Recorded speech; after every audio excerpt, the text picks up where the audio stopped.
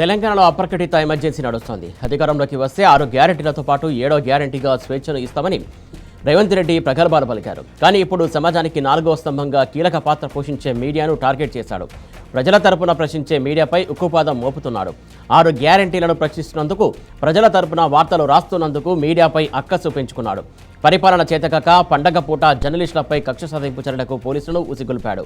ఓ వార్తా కథనం ప్రసారం విషయంలో ఒక ఛానల్తో పాటు 44 సోషల్ మీడియా ఛానల్స్పై విచారణ కోసం సిట్ ఏర్పాటు చేశారు.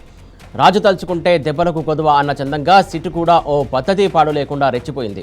జర్నలిస్టులను తీవ్రవాదుల కంటే దారుణంగా ట్రీట్ చేస్తూ పండగ పూట ఇళ్ల మీద పడి మరీ అరెస్ట్ చేసింది.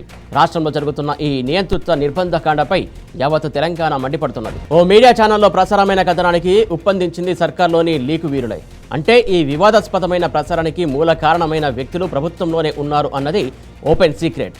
కానీ ప్రభుత్వం మాత్రం లీకు వీరులను వదిలేసి జర్నలిస్టులపై ప్రతాపం చూపిస్తున్నది.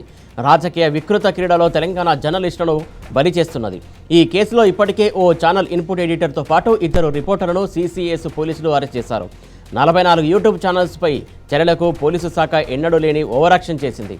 అర్ధరాత్రి ఇళ్లలోకి వెళ్లి మరీ అదుపులోకి తీసుకున్నారు. ఇదంతా చూస్తుంటే అసలు జర్నలిస్టులపై రేవంత్ ప్రభుత్వానికి ఎందుకింత ప్రతీకారమని ప్రజలు ఆగ్రహం వ్యక్తం చేస్తున్నారు.